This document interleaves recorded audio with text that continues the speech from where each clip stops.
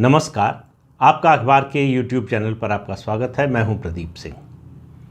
आज बात करेंगे सत्ता का ये जो बंटवारा होता है उसके उदाहरण देश में और देश के बाहर कैसे रहे, उनका नतीजा क्या रहा और जब भी सत्ता का बंटवारा हुआ उसमें किस पक्ष ने किस तरह की भूमिका निभाई। ये संदर्भ जो है वो कर्नाटक का है। कर्नाटक में जो सरकार बनी है सिद्धारमैया की, उनके मुख्यमंत्रित्व में, उसमें डिप्टी सीएम बने हैं डीके शिव कुमार। सबको पता है डीके शिव कुमार मुख्यमंत्री बनना चाहते थे और उन्होंने तय कर लिया था मुख्यमंत्री से कम किसी चीज़ पर नहीं मानेंगे, लेकिन आखिर में मान गए डिप्टी सीएम बनने को। तो कहा यह जा रहा है कि जैसे छत्तीसगढ़ में, राजस्थान में और मध्य प्रदेश में जो वादा हुआ था सत्ता के बंटवारे का, उसी तरह का बंटवारा हुआ है कर्नाटक में भी। यानी 2.5 साल के लिए मुख्यमंत्री होंगे, 2.5 साल सिद्धारमैया होंगे और 2.5 साल डीके शिव कुमार होंगे। अब सवाल ये है कि इस फॉर्मूले को सार्वजनिक क्यों नहीं किया गया, सूत्रों के हवाले से इस तरह की खबरें क्यों आ रही हैं। डीके शिव कुमार के मान जाने का और कोई कारण, वाजिब कारण समझ में नहीं आ रहा है। इसलिए सवाल इस बात से ही उठता है कि इसको रहस्य क्यों बनाकर रखा गया है। उसका एक ही कारण समझ में आता है कि छत्तीसगढ़ हो, मध्य प्रदेश हो या राजस्थान, तीनों जगहों पर जो फॉर्मूला तय हुआ था उसको पार्टी हाईकमान लागू नहीं करवा पाया, या उसकी इच्छा नहीं थी लागू कराने की। दो ही बातें हो सकती हैं। ऐसी स्थिति में उसकी जो अपनी प्रतिष्ठा है वो काफ़ी गिरी, उसकी साख गिरी और उसके अलावा उसकी क्षमता पर सवाल उठने लगे कि वो कोई फार्मूला, कोई वादा करे, उसको लागू कराने की हालत में अब नहीं रह गई। ये स्थिति कर्नाटक में भी बने। ये पार्टी हाईकमान, या सीधे सीधे कहिए गांधी परिवार नहीं चाहता था। वो नहीं चाहते थे कि ये बात सार्वजनिक हो कि उन्होंने ऐसा वादा किया है डीके शिव कुमार से और उसको लागू कराने के लिए वो प्रतिबद्ध हैं। तो अगर सिद्धारमैया मना कर देते हैं, जैसे भूपेश बघेल ने मना कर दिया, जैसे अशोक गहलोत ने मना कर दिया, जैसे कमलनाथ ने मना कर दिया, तो फिर क्या होगा? तो फिर सवाल जो है गांधी परिवार पर उठेंगे। तो गांधी परिवार के इर्द गिर्द एक रक्षा कवच बनाने के लिए ये किया गया। तो अब कर्नाटक में क्या होगा ये तो 2.5 साल जब नज़दीक आने लगेगा उस समय पता चलेगा। लेकिन दुनिया में और भी देशों में इस तरह के प्रयोग हुए हैं। इस तरह का प्रयोग मलेशिया में हुआ है, इजराइल में हुआ है, और जिस देश से हमने 1947 में डेमोक्रेसी का मॉडल लिया, यानी ब्रिटेन, वहाँ भी इस तरह का प्रयोग हो चुका है। लेकिन उसका नतीजा क्या हुआ? दरअसल ये किस्सा है 1994 का। 1994 में लेबर लीडर जॉन स्मिथ की असमय मृत्यु हो गई। तो उसके बाद सवाल उठा कि लीडर कौन होगा लेबर पार्टी का। लेबर पार्टी के थे। लेबर पार्टी में उस समय 2 प्रमुख नेता थे, युवा नेता थे, दोनों प्रतिभाशाली थे और दोनों बड़ी तेज़ी से आगे बढ़ रहे थे। एक का नाम था टोनी ब्लेयर और दूसरे का नाम था गॉर्डन ब्राउन। दोनों के बीच में पार्टी के नेताओं ने कहा कि आप दोनों बैठकर समझौता कर लीजिए, बातचीत कर लीजिए। दोनों के बीच में समझौता हुआ, बातचीत हुई। लंदन के एक रेस्टोरेंट में बात हुई। लंदन के इस रेस्टोरेंट का नाम था ग्रेनाइट, इसलिए उसको ग्रेनाइट एग्रीमेंट कहा गया। दोनों के बीच समझौता ये हुआ, टोनी ब्लेयर की ओर से प्रस्ताव दिया गया, मैं लीडर बनूंगा लेबर पार्टी का। इसका मतलब था कि जब भी चुनाव होगा, पार्टी जीतती है तो मैं प्रधानमंत्री बनूंगा। और गॉर्डन ब्राउन जो है वो लीडरशिप की रेस से बाहर हो जाएंगे, जिससे टोनी ब्लेयर का जीतना आसान हो जाए। और उसके बाद आगे चलकर टोनी ब्लेयर प्रधानमंत्री रहने के बाद जब अपने उत्तराधिकारी का नाम घोषित करेंगे तो गॉर्डन ब्राउन को प्रधानमंत्री बना देंगे। ये समझौता हो गया, दोनों ने मान लिया। लेबर पार्टी का चुनाव हुआ, उसमें टोनी ब्लेयर जीत गए, गॉर्डन ब्राउन चुनाव में खड़े नहीं हुए। और उस समझौते में ये भी था, टोनी ब्लेयर ने वादा किया था कि मैं प्रधानमंत्री बनूंगा तो आपको चांसलर ऑफ एक्सचेकर बनाऊंगा और डोमेस्टिक पॉलिसी को तय करने का पूरा अधिकार आपको होगा। चांसलर ऑफ एक्सचेकर का मतलब है वहाँ पर जो है वो वित्त मंत्री से होता है। तो पूरे अधिकार के साथ वित्त मंत्रालय आपको दिया जाएगा, अतिरिक्त अधिकार के साथ कह लीजिए। ये फॉर्मूला तय हो गया, दोनों ने मान लिया। और 1997 में जो चुनाव हुआ ब्रिटेन में, उसमें लेबर पार्टी की बहुत भारी जीत हुई। मानते हैं कि इन दोनों नेताओं के समझौते का भी असर रहा, उसके कारण भी लेबर पार्टी का स्टॉक बढ़ा और उसकी लोकप्रियता बढ़ी। 97 में टोनी ब्लेयर प्रधानमंत्री बन गए और वादे के मुताबिक गॉर्डन ब्राउन को उन्होंने चांसलर ऑफ एक्सचेकर बना दिया। लेकिन जो होता है सत्ता मिलने के बाद लोग पलट जाते हैं। टोनी ब्लेयर भी पलट गए। 97 से 2007 तक टोनी ब्लेयर प्रधानमंत्री रहे और गॉर्डन ब्राउन को चांसलर ऑफ एक्सचेकर उन्होंने बनाकर रखा वादे के मुताबिक। इतना वादा उन्होंने पूरा किया, लेकिन प्रधानमंत्री पद नहीं छोड़ा गॉर्डन ब्राउन के लिए। तो टोनी ब्लेयर 20वीं शताब्दी के सबसे युवा प्रधानमंत्री बने 44 साल की उम्र में, और उन्होंने बहुत सारे रिफॉर्म किए और उनके दौर में लेबर पार्टी को न्यू लेबर कहा जाने लगा। उन्होंने तमाम मार्केट ओरिएंटेड जो है वो रिफॉर्म किए। उसके अलावा एजुकेशन और हेल्थ सेक्टर में रिफॉर्म किए। 2007 में हुए चुनाव के बाद गॉर्डन ब्राउन प्रधानमंत्री बने और 2010 तक रहे। तो ये जो समझौता हुआ था वो उसको एक पक्ष ने मानने से मना कर दिया। उसका नतीजा ये हुआ कि टोनी ब्लेयर और गॉर्डन ब्राउन के बीच जो है उसके बाद कभी दोस्ती बनी नहीं, झगड़ा होता रहा। दोनों एक दूसरे के राजनीतिक दुश्मन जैसे बन गए। तो इस तरह के समझौते दोस्ती भी कराती है और इस तरह के समझौते टूटे तो दुश्मनी भी होती है। अपने देश में भी इस तरह के प्रयोग हुए हैं। अपने देश में इस तरह का पहला प्रयोग हुआ, अब इत्तेफाक की बात है कि अपने देश में भी इस तरह का प्रयोग हुआ 1997 में। अब आप इसको इत्तेफाक ही कहेंगे, उससे ज़्यादा और क्या कह सकते हैं। वो हुआ उत्तर प्रदेश में, जब बहुजन समाज पार्टी और भारतीय जनता पार्टी के बीच में अलायंस हुआ। आपको मालूम है 96 के इलेक्शन में किसी को बहुमत नहीं मिला था। हंग असेंबली आई, राष्ट्रपति शासन लग गया। फिर 97 में सरकार बनी जब बीएसपी और बीजेपी ने साथ आने का फैसला किया। फिर सवाल था कि पहले मुख्यमंत्री कौन बनेगा। मामला यहाँ ये था कि बीजेपी के पास बहुजन समाज पार्टी से ज़्यादा सीटें थी और बहुजन समाज पार्टी की सीटें कम थी, लेकिन मायावती चाहती थी कि पहले वो मुख्यमंत्री बने।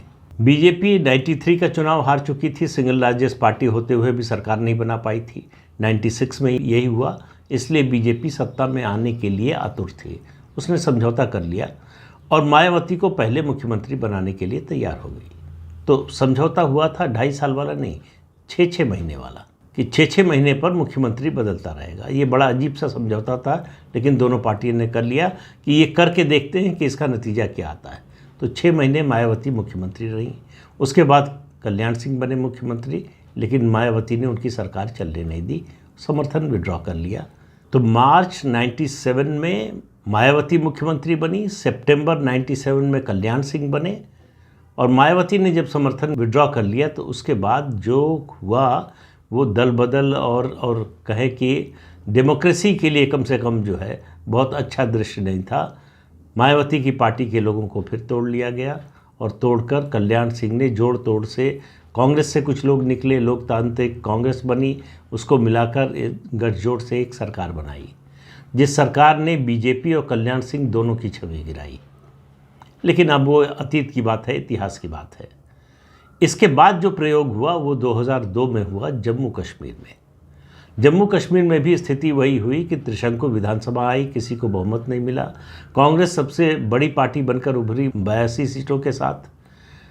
16 सीटें मिली पीडीपी को। मुफ्ती मोहम्मद सईद ने अपनी पार्टी बनाई थी पीडीपी, पीपल्स डेमोक्रेटिक फ्रंट, उसको मिली 16 सीटें। दोनों में समझौते की बात चली। गुलाम नबी आज़ाद समझौता करा रहे थे। गुलाम नबी आज़ाद ने ये प्रस्ताव दिया मुफ्ती मोहम्मद सईद को। अब आपको याद होगा कि उस समय तक अनुच्छेद 370 हटा नहीं था, तो उस समय तक 6 साल का कार्यकाल होता था जम्मू कश्मीर विधानसभा का। देश के बाकी राज्यों में विधानसभा का कार्यकाल 5 साल का होता था, जम्मू कश्मीर में 6 साल का।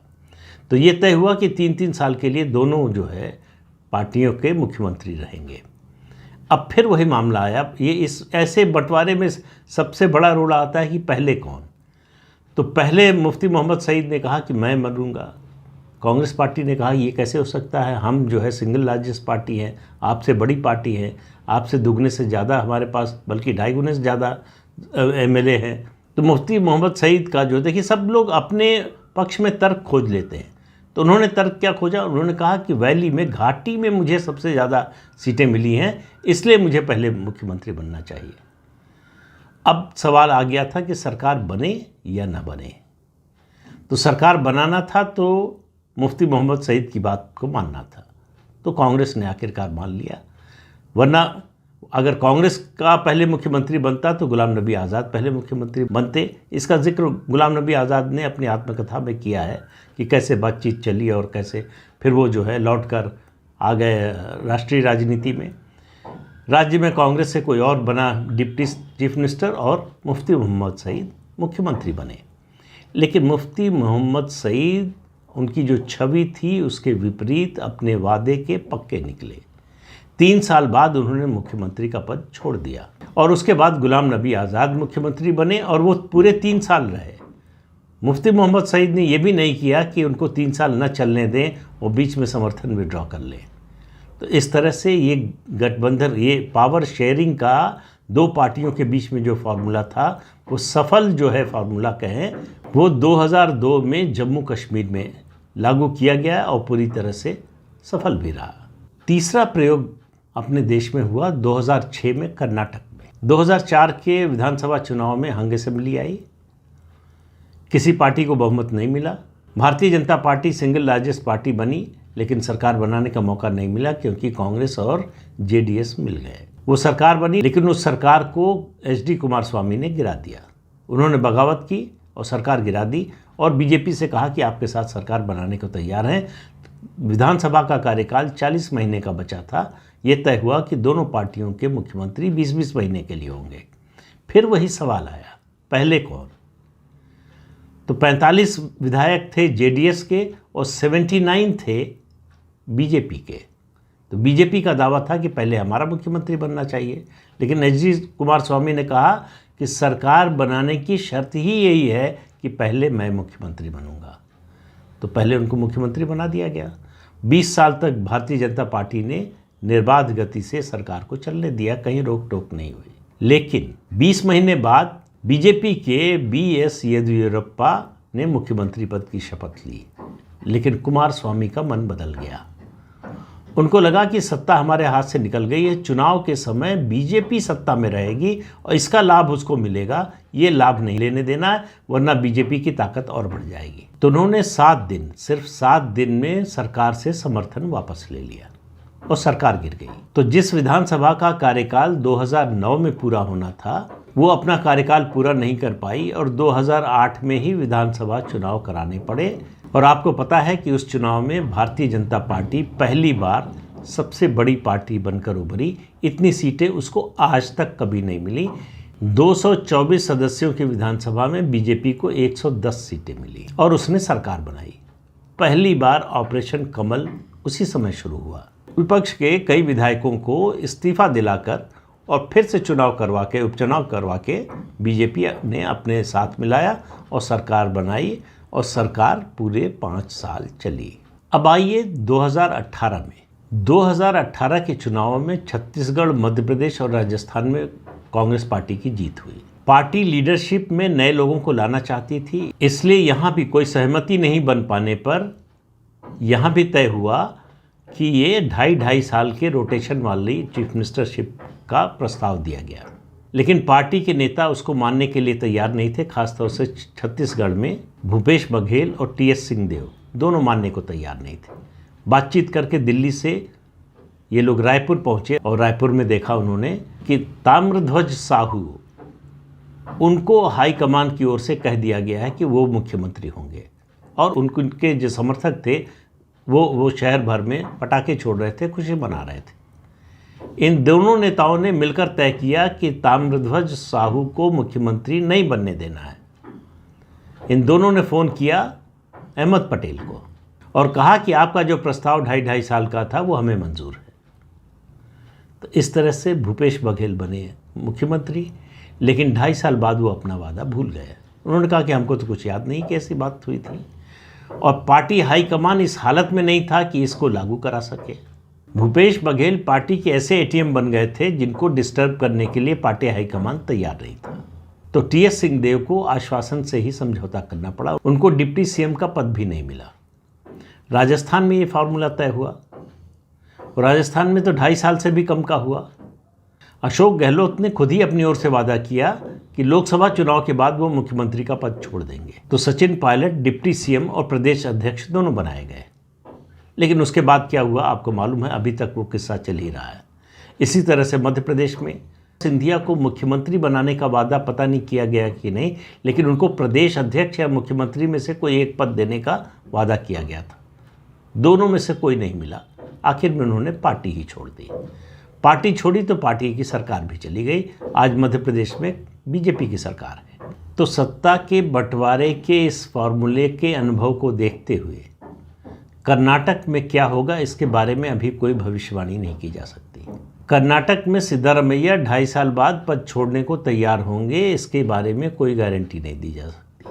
फिर डीके शिव कुमार क्या करेंगे, सवाल यही है। मैंने पहले भी एक वीडियो में कहा था कि डीके शिव कुमार क्या करेंगे। वो सचिन पायलट बनेंगे या ज्योतिरादित्य सिंधिया बनेंगे, या पार्टी से के प्रति निष्ठा दिखाते हुए जिस पद पर हैं उसी पर बने रहकर संतोष करेंगे। 3 विकल्प हैं उनके सामने। कौन सा वो अपनाएंगे किसी को पता नहीं, क्योंकि 2.5 साल का समय राजनीति में बहुत होता है। कहते हैं राजनीति में 1 हफ्ते का समय भी बहुत ज़्यादा होता है। ये तो 2.5 साल का मामला है। तो इस अंक में इतना ही। अगले अंक में फिर मिलेंगे किसी नए मुद्दे के साथ। तब तक के लिए अनुमति दीजिए। आपसे अनुरोध है कि चैनल देखिए, शेयर कीजिए, लाइक कीजिए और सब्सक्राइब जरूर कीजिए। नमस्कार।